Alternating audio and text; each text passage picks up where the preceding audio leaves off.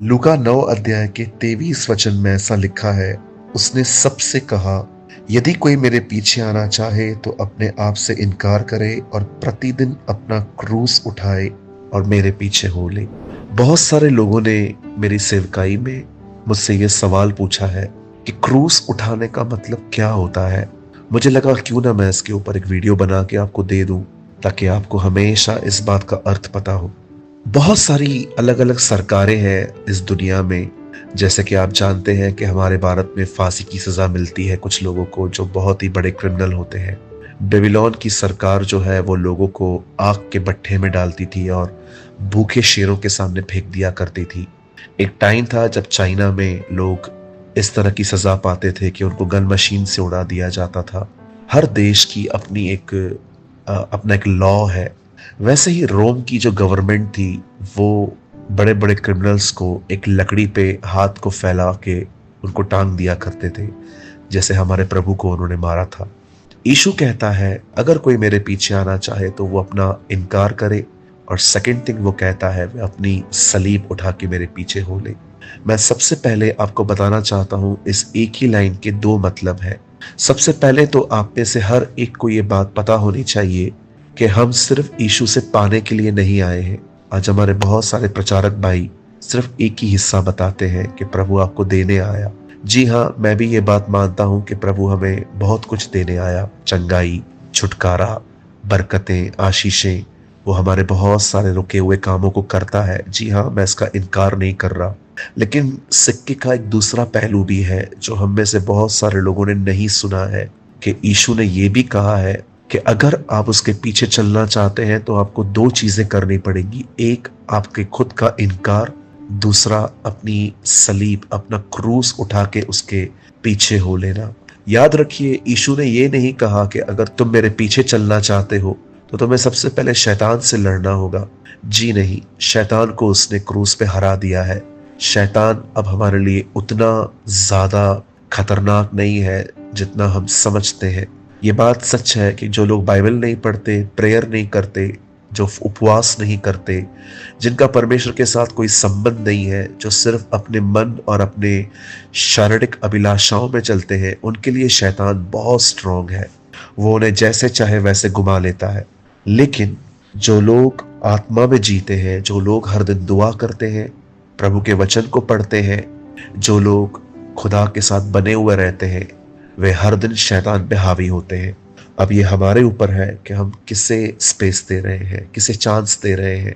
Bible कहती है अगर आप प्रभु के पीछे चलना चाहते हैं तो आपको और मुझे अपना इनकार करना पड़ेगा और अपनी सलीब उठानी पड़ेगी। इस एक ही लाइन के दो अर्थ हैं।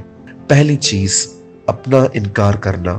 प्रभु में आगे बढ़ने में, प्रभु के पीछे चलने में अगर सबसे बड़ी कोई आज रुकावट है तो वो शैतान नहीं है, वो हम खुद हैं। बहुत बार हमारी आंखें, हमारा बदन, हमारा मन कुछ गलत करने की कोशिश करता है और कई बार हम उसका इनकार नहीं करते, पर हम अपनी शारीरिक अभिलाषाओं को पूरा करके हम उन्हें और स्ट्रांग बना देते हैं।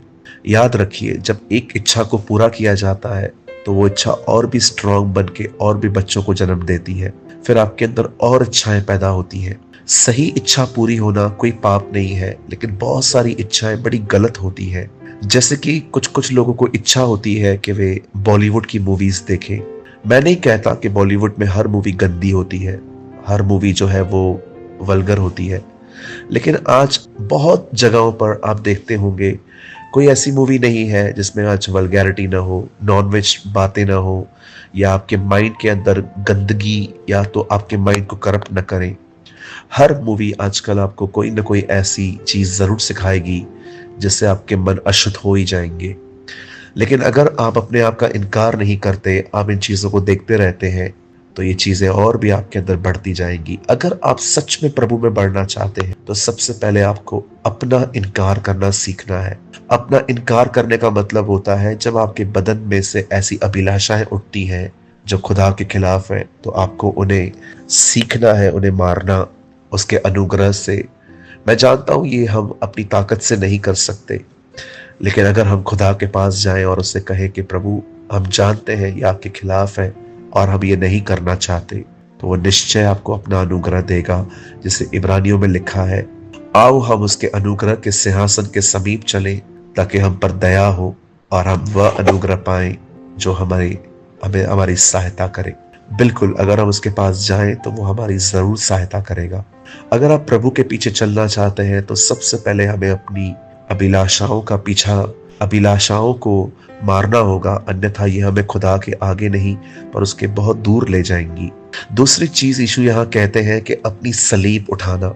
जब भी रोम की सरकार किसी व्यक्ति को सलीब पर मारती थी तो ये एक संदेश, एक पैगाम, एक मैसेज था लोगों के लिए कि इस आदमी ने कुछ वर्स्ट किया है, इस आदमी ने कुछ बहुत गलत किया है, इसीलिए इसे इस तरह की मौत हम मार रहे हैं। यीशु कहता है अपनी सलीब उठाओ। यीशु ने कोई पाप नहीं किया था, फिर भी उसने सलीब उठाई। आप याद रखिए, सलीब उठाने का मतलब है लोग आपके बारे में क्या सोचते हैं। जो लोग सलीब पे चढ़ते थे, लोग उन्हें दुष्ट समझते थे, लोग उन्हें पापी और बहुत बड़ा गुनहगार समझते थे। लेकिन यीशु ने कहा अपनी सलीब उठाओ। इसका अर्थ है इस बारे में मत सोचो कि लोग तुम्हारे बारे में क्या सोच रहे हैं। आज आपको पता होगा बहुत सारे लोगों की जिंदगी में यही एक प्रॉब्लम है। उनको सारा दिन यही बातें खाती है कि ये मेरे लिए ऐसा क्यों सोच रहा है, वो मेरे लिए ऐसा क्यों सोच रहा है, ये मेरे लिए इस तरह बात क्यों कर रहा है, वो मेरे लिए इस तरह बात क्यों कर रहा है।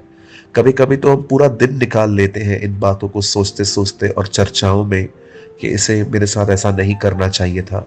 याद रखिए, यीशु ने कोई पाप नहीं किया था, फिर भी उसने अपनी सलीब उठाई और उसने किसी को सलीब बाजू में रखकर एक्सप्लेन नहीं किया कि मैं अपने नहीं तुम्हारे पाप उठा रहा हूं। उसने कभी किसको कुछ नहीं कहा, वो लगातार उसे उठाए रहा क्योंकि ये खुदा की मर्जी थी। सलीब उठाने का अर्थ है आप सही जिंदगी जिए और इस बात की परवाह न करें कि लोग आपके बारे में क्या सोच रहे हैं, क्या बोल रहे हैं। याद रखिए, इस दुनिया में पापियों को बहुत इज्जत मिलती है, लेकिन अगर आप सच्चाई के साथ चलेंगे आपका मजाक उड़ाया जाएगा, आपको नैरो माइंडेड कहा जाएगा, आपके लिए तरह तरह की बातें की जाएंगी, आपको बहुत ही सत्यवादी करके पुकारा जाएगा, जो कि एक ताना होगा। मैं आप में से हर एक को कहना चाहता हूं, नूह ने जब जलयान बनाया तो लोग उसकी भी मजाक उड़ा रहे थे, लेकिन उस पर ध्यान नहीं दिया।